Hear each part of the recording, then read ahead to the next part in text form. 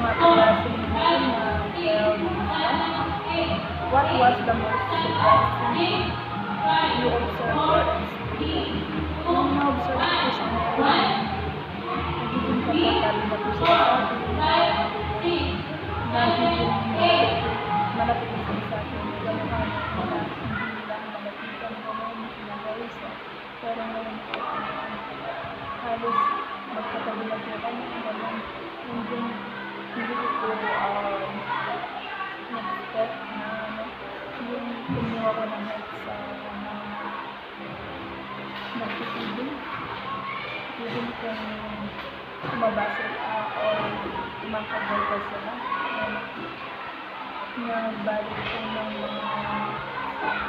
ng mga feeding para sa mga student na kinder to grade 6 student.